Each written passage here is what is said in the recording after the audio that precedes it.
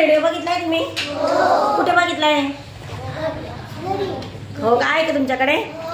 तर बघा विद्यार्थी मित्रांनो, रेडिओ हा सहसा आता कोणाजवळ काही मिळत नाही.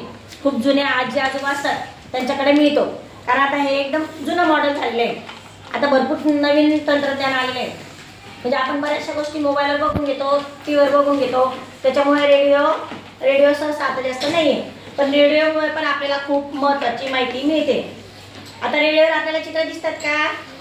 नाही दिसत, पण रेडिओवर आपल्याला कुठल्याही बातम्या आपल्याला रेडिओवर कळतात. जर आपण रेडिओ लावला, आपल्याला आता हा रेडिओ बंद पडलेला आहे, पण जर हा रेडिओ चालू असता तर याच्यात आता कुठे काय घटना घडते ते आपल्याला लगेच रेडिओवर कळली असते. किंवा याच्यात छान छान गाणे ऐकायला मिळतात. जुनी गाणी असतात, नवीन गाणी असतात, लहान मुलांची गाणी असतात. अशी वेगवेगळ्या प्रकारची गाणी हे फक्त आपल्याला ऐकण्यासाठी मिळतात. रेडिओचा उपयोग आपण पाहण्यासाठी करतो का? तर मग रेडिओचा उपयोग आपण कशासाठी करतो? ऐकण्यासाठी.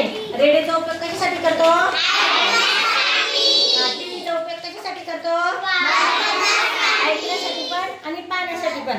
टीव्हीचा उपयोग तो आपल्याला दोन वेळा करता येतो, टीव्ही पाहण्यासाठी पण आणि ऐकण्यासाठी पण. तसं रेडिओचा करता येतो का? नाही. रेडिओचा फक्त आपल्याला ऐकण्यासाठीच उपयोग होतो, त्याच्यात आपल्याला चित्र दिसत नाही. म्हणून लक्षात ठेवायचं, हे सुद्धा एक तंत्रज्ञानाचं एक साधन आहे.